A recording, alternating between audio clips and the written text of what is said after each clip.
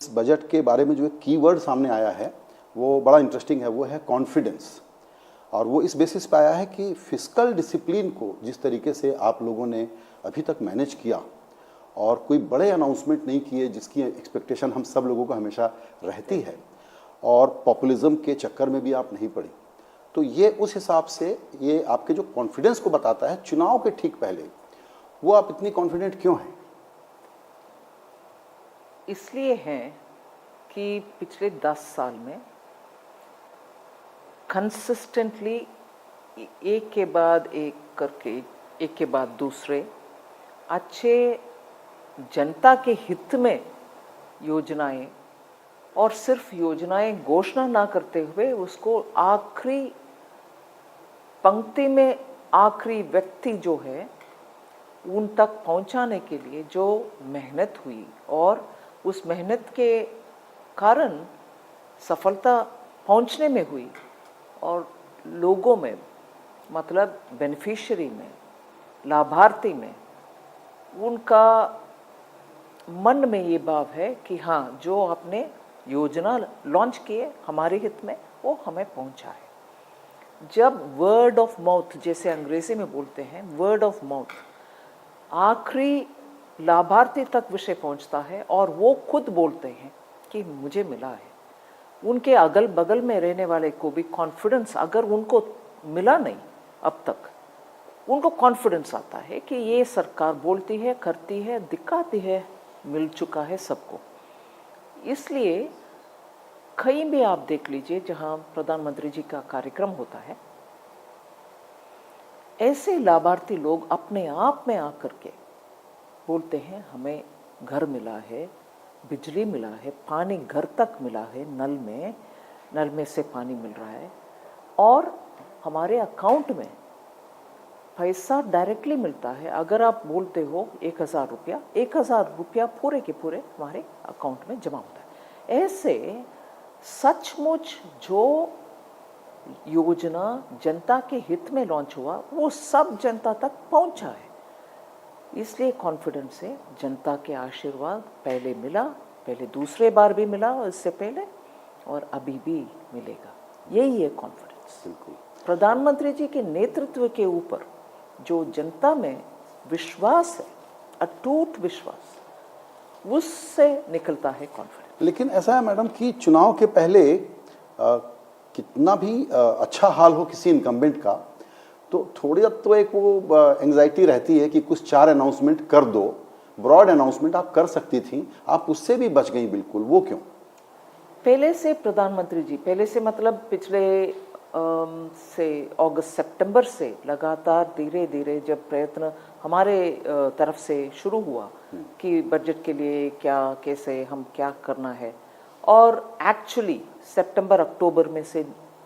आमतौर पर कंसल्टेशन वगैरह होता है, वो कंसल्टेशन इस बार हम नहीं किया, क्योंकि मैंने जब प्रधानमंत्री जी से एडवाइस ली और उनका ये कहना था स्पष्ट, ये वोट ऑन अकाउंट है, आप कंसल्टेशन अब करने में क्या फ़ायदा, जुलाई के बजट में करना,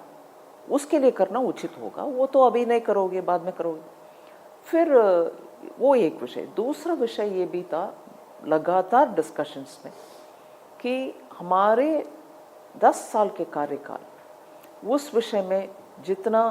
नंबर के साथ, मतलब कितना अमाउंट गया जनता के लिए, कितना डायरेक्टली पहुंचा, और उससे उनका लाइफ में कितना बेहतरी हुई, ये सब एक्सप्लेन करते हुए आपके बजट के स्टेटमेंट होना चाहिए। और इसमें कैसे डिसिप्लिन को हम मेंटेन किए बिना वेलफेयर स्कीम में कटौती, वो बात पहले से ही गाइडेंस के नाते प्रधानमंत्री जी से मिलता आया। इसीलिए हम वोट ऑन अकाउंट में पहले से स्पष्ट थे कि अच्छा स्टेटमेंट बनाना चाहिए जिसमें इनकम और खर्च, इसका अच्छा विवरण हो, ये से ब्यौरा हो जिससे जनता को समझ में आए कि जितना पैसा आया उससे कितना बचाव किया, और मतलब कितना सेविंग्स हुआ ठीक तरीके से करने में, और उनके लिए और क्या आने का संभावना है। इसीलिए सेशन शुरुआत में ही माननीय प्रधानमंत्री जी का एक लाइन शायद आपने सुने होंगे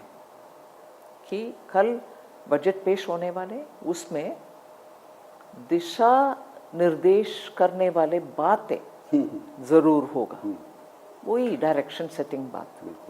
और वो चारों जो पॉइंट उन्होंने रखे वो बड़े ही सिग्निफिकेंट हैं। फिर भी आपके पास चूंकि फिस्कल डिफिसिट के नंबर को आपने अच्छे से मैनेज कर लिया, तो थोड़ा खर्च करने का रूम था, चाहते थे तो कर सकते थे आप, लेकिन वो उस चक्कर में भी या उस लालच में भी आप लोग नहीं आए।